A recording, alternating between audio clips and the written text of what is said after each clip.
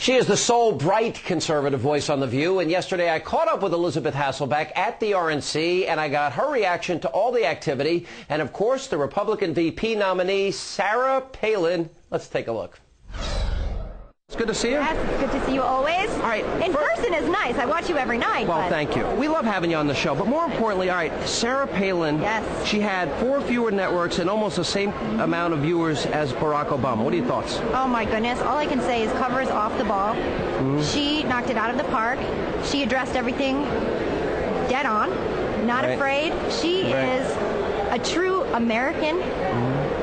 I'm thrilled with Senator McCain's choice. I am too. There are a lot of people. I actually had the chance to sit and talk with her today. Tell us about that.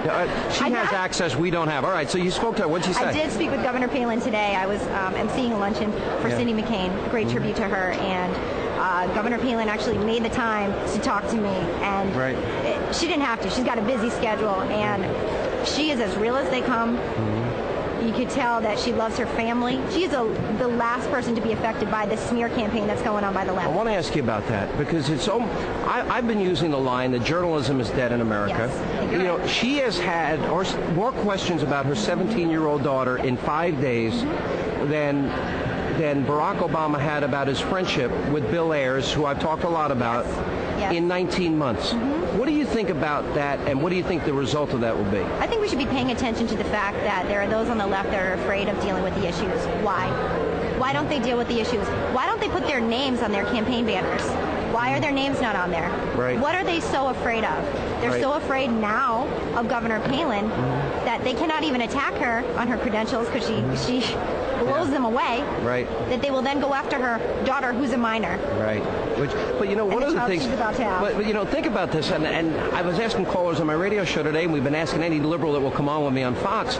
You know, they want to make experience the issue.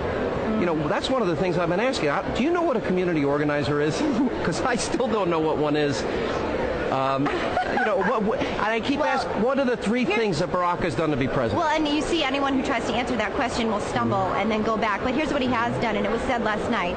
He's written 2 memoirs and no laws. His priorities are where? I think we came to understand that clearly last night. Former Mayor Giuliani, I think, had no restraint in terms of breaking it down for the American people and letting us know what's really happening. And apparently, Senator Obama has been focused and able to write a bunch of things about himself, but nothing for the American people as of yet. And that's an important thing to consider. The other thing was that I loved when he said, there are no present votes when you're in a position to govern. That's true. And should we be in a position of crisis? You can't vote neither a yes or a no. You need one or the other. America's watched, you know, you and your 2 wonderful children, and you talk about your kids a lot, and you're a working mom, and it's this balance between, you know, career and as successful as you are and as in demand as you are, and balancing your family life. They talk, for example, at the Democratic convention about Joe Biden, and I've actually praised him for this. You know, after the tragic loss of his wife, he would travel by Amtrak every night, and he'd go home to and raise his kids. Why do they bring up the issue or raise the question that maybe Sarah Palin can't do both? Is there sexism there? Of course. I mean, we're going to see misogyny through the rest of this election and probably beyond it. But I do believe this. It's ironic to me that the party that wants to wear the banner of women's rights will then be the one to condemn her for being a woman, carrying a career and a family at the same time.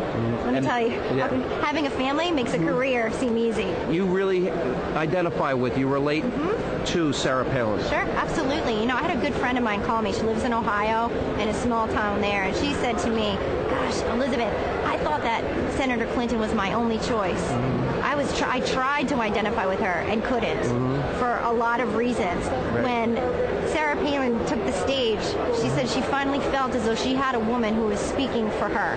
And I would gather that there are millions out there who feel the same way. It was a historic night last night, and I would argue that this is going to be a big game changer. All right, so now we have the dynamic on The View. Are you going to be the only one supporting the ticket? Do you know where the other girls stand? Where's Barbara? Where's Whoopi? Where's everyone else? I think we know where Joy stands. Yeah, no, she's on the hard left. She's hard left. Yeah.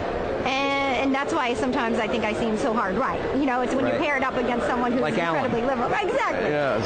In terms of Whoopi and Barbara and Sherry, I actually think there's potential there for them to now see something on this side of the ticket that maybe they weren't seeing before in a new way. And how is the audience reacting so far? You know, I've seen a great shift in our audience, actually. Wow. Before, when I would say something in favor of the Republican side of the ticket or for Senator John McCain, you know, there would be a little bit of noise. Then after someone would quietly come up to me, hey, I just want you to know I agree with you. Oh, they say it quietly. As if who's going to come out and hurt you if you just say it loud. Now I have seen a great shift, and it's been gradual, which I think is better. It's been a gradual shift where people more and more are getting loud about their support for the Republican ticket, and I think it indicates a big change going on. But it's a steady change, which I prefer. It's not something that's dramatic, and I think it's going to be a lasting one. So it's getting loud there at The View. It's getting loud from McCain. I like it. It gets loud on Hannity and Combs too. Elizabeth Hasselbeck, thanks for being with us. We love having you on Hannity and Combs. Anytime. From the Fox Experience and the RNC.